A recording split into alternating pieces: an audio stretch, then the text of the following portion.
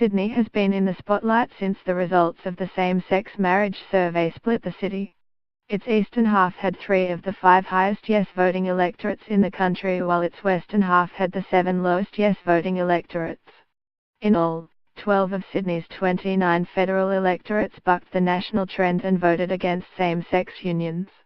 In the seat of Blaxland, which includes the suburbs of Regents Park, Villawood and parts of Auburn, only 26% voted yes, the lowest share of Australia's 150 electorates.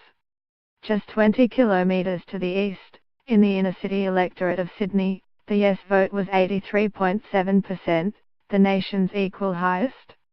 So why was Sydney, home of the gay and lesbian Mardi Gras, so divided over same-sex marriage? Demographic differences go some way to explaining the schism. The image of Sydney as a fast-paced, expensive global city can be deceiving. It's also very devout by Australian standards. At last year's census, only 24.6% of Sydneysiders ticked the no religion box, 5 percentage points lower than the national figure.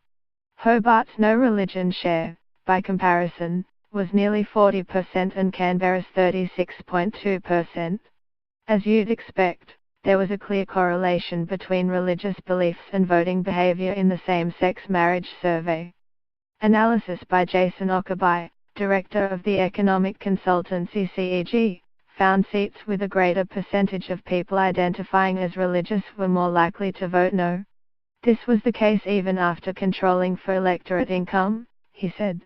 Religious affiliation is unusually high across Western Sydney. Only 17% of people in that area ticked the no religion box at the last census, compared with 30% nationally. Some commentary on the high no vote in Western Sydney has drawn attention to the region's relatively large Islamic population and the traditional views on marriage held by that community. Muslims make up almost 10% of the population of Western Sydney, compared with 2.6% nationally. But Matt Grudoff, an economist at the Australia Institute, said this is only a small part of the story because the no vote across Sydney's west averaged around 58%, 20 percentage points higher than the national average.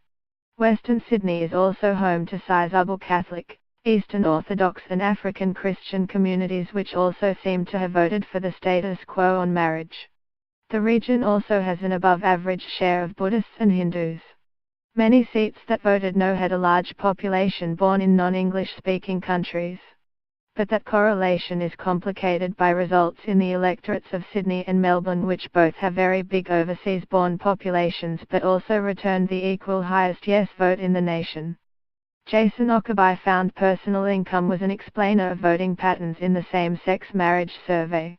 Higher income electorates were significantly more likely to vote yes than lower income electorates, he said.